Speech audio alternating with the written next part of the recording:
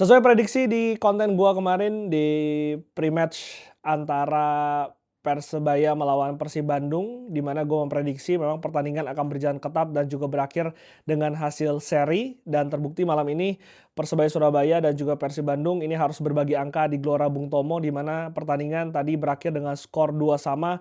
Pertandingan yang sangat seru karena tadi Persebaya sempat unggul di akhir babak pertama, sempat dibalas oleh Persib Bandung di awal babak kedua sebelum disamakan kembali melalui gol Rivera di akhir babak kedua dan juga tadi ada sejumlah peluang, ada sejumlah kesempatan bagi kedua tim untuk bisa memenangkan pertandingan, tapi akhirnya tadi pertandingan berakhir dengan skor 2 sama. Ini berarti Bojan Hodak berhasil mencuri 1 poin dari tandang sebelum nanti mereka akan menjamu Persik Kediri di Gelora Bandung Lautan Api pada hari Senin depan.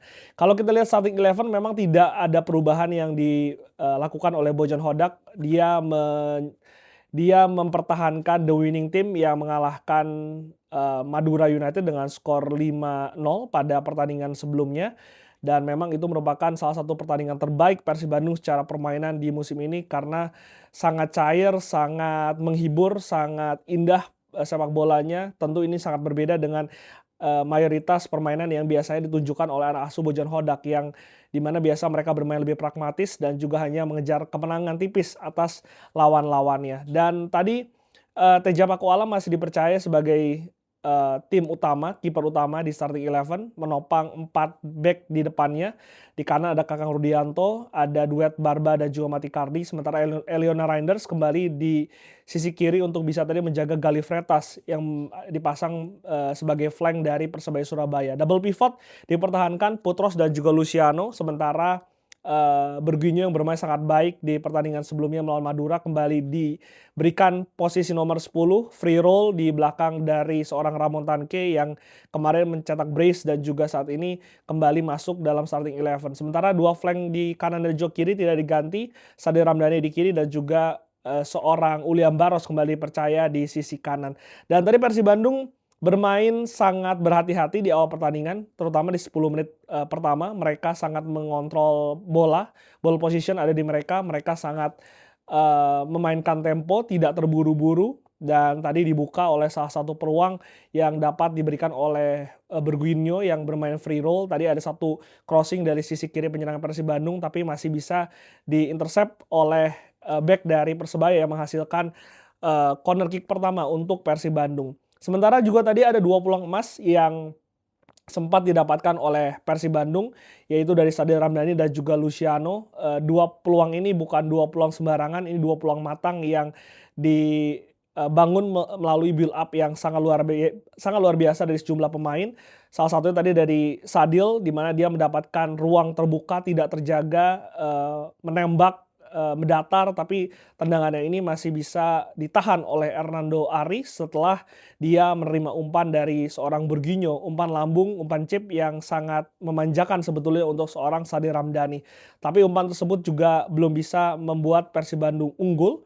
Sementara itu juga ada satu peluang lagi dari Luciano Goicoechea yang dimana tadi ada 3 pemain yang berperan dalam peluang tersebut, berawal dari Sadir Ramdhani di sisi kiri penyerangan memberikan umpan chip kepada seorang Berguinho. Kembali lagi Berguinho bermainkan peran, dia memantulkan bola dengan kepala, dan juga ada Luciano yang coming from behind dan juga tendangannya sayang masih melebar dan juga belum bisa membuat Persib Bandung unggul dari Persebaya. Sementara Persebaya Surabaya memiliki 3 peluang sebetulnya sebelum gol terjadi karena 3 peluang tersebut didapatkan salah satu dari Rivera yang mendapatkan ruang terbuka untuk bisa menendang bola dari luar kotak penalti, tapi sayang tendangannya masih melambung di atas mistar gawang dari Teja Pakualam.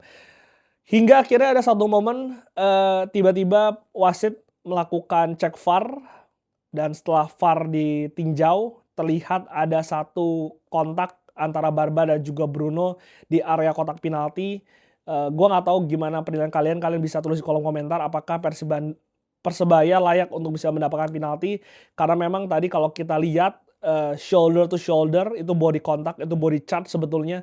Tapi yang menjadi perdebatan adalah apakah Barba ini memotong jalur lari dari seorang Bruno yang sebetulnya sudah mendapatkan advantage. Karena tadi memang Barba sendiri tidak tidak mengincar bola, tidak mengenai bola, tapi dia hanya menabrak seorang Bruno yang tentu mendapatkan peluang di dalam kotak penalti dari, Persib Bandung. Dan tadi akhirnya, wasit Eko Saputro ini memberikan penalti untuk Persebaya Surabaya yang dapat bisa dituntaskan oleh Bruno Moreira dengan sangat dingin, mengincar pos kanan gawang dari Raja Pakualam yang tertipu dan juga membuat akhirnya Persebaya unggul 1-0 dari Persib Bandung. Sebetulnya Persib Bandung sebelum babak pertama selesai sempat menyamakan kedudukan melalui Kakang Rudianto, sudah selebrasi tapi dicek VAR lagi dan di VAR tersebut terlihat sebelum gol tersebut terjadi ada satu momen di mana Ramon Tanque yang mencoba untuk, memanfaatkan bola spekulasi dengan tendangan salto. Tendangannya ini mengenai tangan dari seorang Ramon sebelum bola tersebut memantul ke kaki seorang Kakang dan wasit akhirnya menganulir gol Kakang tersebut dan membuat Persib Bandung tidak bisa menyamakan kedudukan di babak pertama. Dan di babak kedua tampak tadi sebelum dimulai, bench dari Persib Bandung sangat emosi. Terlihat di sosial media mereka sangat memprotes wasit karena wasit dinilai beberapa kali, mengambil keputusan yang tidak menguntungkan Persib Bandung. Memang debatable baik itu, gol yang dianulir dari seorang Kakang dan juga penalti yang diberikan kepada Persebaya. Tapi salah satu hal yang sangat jenius dilakukan oleh seorang Bojan Hodak, ini hal biasa yang dilakukan oleh Bojan Hodak, merubah gaya permainan di babak kedua dengan langsung mengganti 3 pemain sekaligus di mana Andrew Yung, Beckham Putra dan juga Adam Alis dimainkan di awal babak kedua. Ini pergantian yang cukup cepat untuk seorang Bojan Hodak karena dia mau nggak mau harus keluar menyerang karena sebetulnya secara permainan dan juga secara peluang Persib Bandung memiliki peluang yang lebih matang di babak pertama. Dan hasilnya terlihat Persib Bandung lebih cepat mengalirkan bola, nggak banyak mendelay bola, mereka, cepat memainkan bola kaki ke kaki hingga akhirnya di menit ke-50 ada gol penyama dari Luciano Guaicochea yang melibatkan sejumlah pemain dari Persib Bandung melalui skema build up yang sangat cantik, berawal dari Eliano Reinders yang melihat Beckham Putra melakukan, penetrasi, memberikan umpan terobosan dan Beckham Putra memberikan umpan cutback kepada Adam Alis yang sempat mengontrol dan juga memberikan umpan yang sangat memanjakan karena melihat seorang Luciano ini coming from behind membantu serangan dan juga tendangan jarak jauh dari Luciano memang salah satu, tendangan yang sangat baik di tubuh dari Persib Bandung. Ini kekuatan dari seorang Luciano yang membuat Persib Bandung menyamakan kedudukan 1-1. Nggak lama berserang sekitar menit ke-73 ada gol yang membuat Persib Bandung unggul dari seorang Andrew Yung, berawal juga dari seorang Beckham Putra yang kembali memainkan perannya memberikan umpan kepada Bergunyo yang kali ini, eee, berada di dalam kotak penalti melakukan tusukan dan juga memberikan umpan crossing yang sudah ditunggu oleh Andrew Yung yang tidak terjaga di tiang selanjutnya dan membuat Persib Bandung unggul 2-1. Dari 2 gol tersebut tampak, 2 pemain yang dimasukkan di babak, kedua memainkan perannya yaitu Beckham Putra dan juga Andrew Yung yang membuat ini, masuk dalam skema dan juga taktik dari seorang Bojan Hodak. Setelah dari gol tersebut tampak Persebaya yang mencoba untuk bisa memainkan serangan, ada sejumlah, peluang yang dia dapatkan, gua catat ada 2 setidaknya, satu dari, Gustavo yang memanfaatkan, eee crossing corner yang dimana sundulannya ini masih tipis berada di atas gawang dari Teja Pakualam dan di menit 83 ada satu transisi cepat, ini kelengahan dari, pemain dari Persib Bandung yang terus menjaga tempo menyerang mereka dan ada satu skema counter attack yang dimotori oleh seorang Tony Firmansyah, ini gelandang box to box timnas Indonesia junior yang memang cukup baik dalam melakukan dribbling. Dan tadi ada satu gocekan yang membuat Eliano akhirnya harus terjatuh dan dengan leluasa, Tony memberikan umpan cutback kepada Rivera yang membantu serangan dan membuat Persib Bandung harus kehilangan 3 poin di Gelora Bung Tomo yang membuat juga akhirnya, pertandingan harus berakhir dengan skor 2-2 di malam hari ini. Setelah gol penyama tersebut sebetulnya ada 3 peluang dari Persib Bandung, salah satunya ada dari Sergio Castel di mana tendangan jarak jauhnya ini, membentur mistar gawang dari Hernando Ari dan ada satu peluang dari seorang Beckham Putra, umpan crossing yang juga bisa spekulasi gol, tapi sayang tendangannya masih bisa ditip oleh seorang Hernando Ari yang membuat akhirnya Persib Bandung dan juga Persebaya harus berbagi angka di Gelora Bung Tomo. Dengan hasil ini Persib Bandung masih kokoh di puncak klasemen sementara dengan raihan 54 poin, berjarak 4 poin dari Persija Jakarta di posisi kedua yang baru akan melawan Borneo FC di JIS pada hari Selasa malam.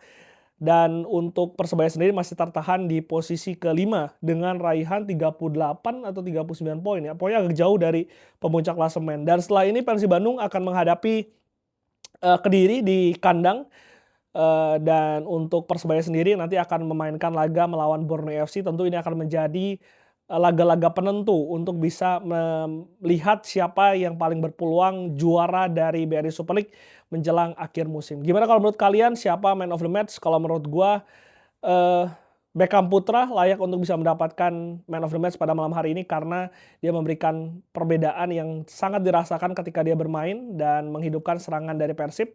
Dan Persib sekali lagi harus kehilangan 1 poin yang dimana tadi seharusnya Persib Bandung berpeluang untuk bisa menang meraih 3 poin di Gelora Bung Tomo. Gimana kalau menurut kalian? Coba tulis di kolom komentar.